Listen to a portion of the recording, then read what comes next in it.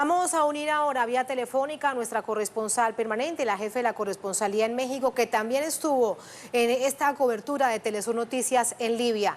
Aisa García, te saludamos vía telefónica, reiteramos. Aisa, si un hecho pusiste en evidencia durante tu cobertura fue la situación tan compleja después de que es derrocado el presidente Muammar Gaddafi, la situación de los extranjeros, quienes habían llegado previamente a Libia en busca de empleo, tú también lo estabas contando en varias oportunidades a través de los informes que nos llegaban hasta nuestra sede principal, encontraban empleo, encontraban trabajo, encontraban una vida. Después de esto, realmente fue un momento muy doloroso para todas estas personas, Aisa.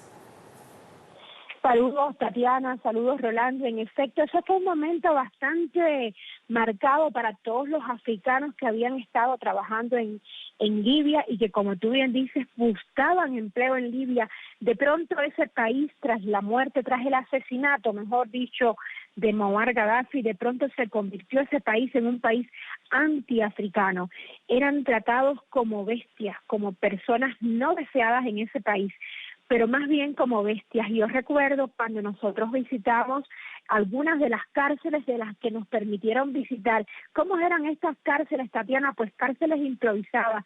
Los grupos separatistas que vinieron del este de Libia, incluso los que estaban en alrededores de Trípoli, cualquiera podía decidir si estaba en contra de Gaddafi, cualquiera podía decidir armar de un campamento viejo, de una escuela, de cualquier cosa, podían organizar una cárcel, y ahí quienes estaban, esos africanos.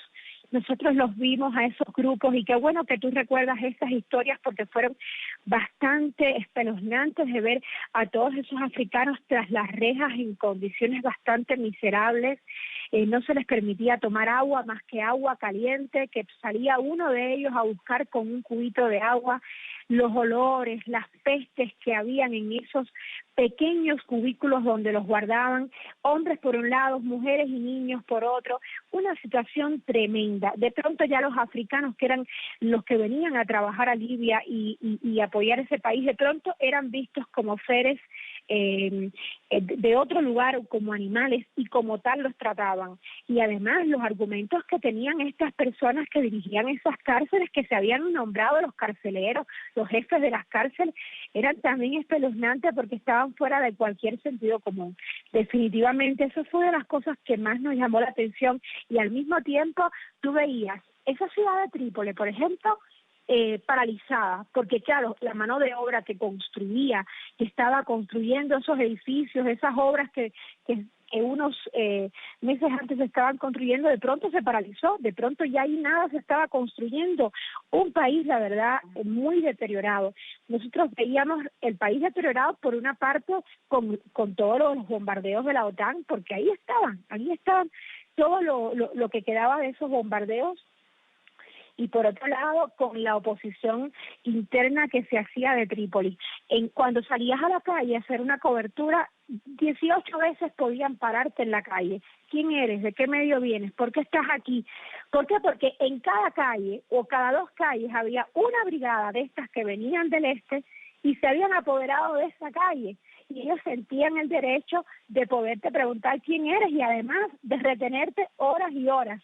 Era muy difícil hacer la labor periodística en esos momentos ahí en Trípoli, porque como mismo algunos se creyeron con el derecho de poder armar una cárcel y meter ahí a los africanos, se creían con el derecho de gobernar en esas tres calles, eran propiedad de esa tal brigada que venía del este. O sea, el caos reinaba totalmente, Tatiana y Rolando, en ese país y en esa ciudad.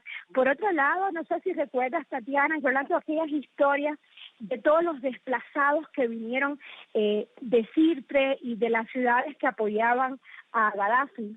Tremendo lo que nosotros vimos, cómo trataban a esas personas que tenían que estar ahí, enclaustradas en esos campamentos, y de ahí no podían salir.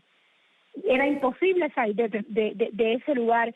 Una situación de cómo ellos tuvieron que salir en la madrugada corriendo a sus lugares, ancianos de más de 90 años, porque el nivel de vida en ese país africano, en Libia, con el gobierno de Gaddafi era bastante alto, y bueno, en esos campamentos nosotros encontrábamos tanto a niños que no sabían qué hacían ahí, como aquellos ancianos ciegos, madres desesperadas, todos porque no tenían ni cómo comer, ni cómo vivir, estaban todos hacinados en esos lugares, como mismo estaban los africanos, los trabajadores africanos hacinados en las cárceles. Hacinamiento es una palabra que podía definir a todo el que estaba a favor de Gaddafi, y esos campamentos eran muy crueles. Y también hay algo que hay que recordar, cómo a esos africanos y cómo a todos los que defendían a Gaddafi los hacían comer la bandera verde del gobierno de Gaddafi. Era tremendo esos videos donde era una de las condenas, los sentaban a comerse la bandera y tenían que estar comiendo y comiendo bandera. En vez de comer comida, comían las banderas. Esa fue una situación bastante terrible que vivió un país después del asesinato de Gaddafi.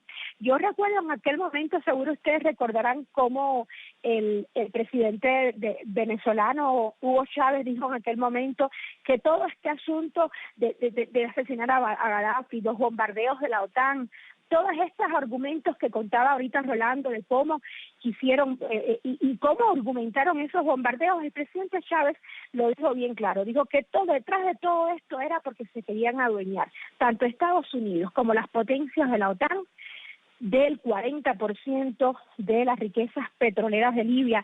Y lo decía el analista que teníamos ahí, él decía que Libia era la primera economía del continente africano, producía entonces 1.6 millones de barriles de petróleo diarios. Y bueno, ese era el tema, apoderarse del petróleo libio.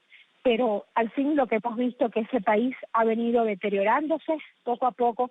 Después del año 2011, recordemos que a Gaddafi lo asesinaron en octubre de 2011, y bueno, triunfó la oposición interna, pero nunca ha habido en ese país de nuevo la paz.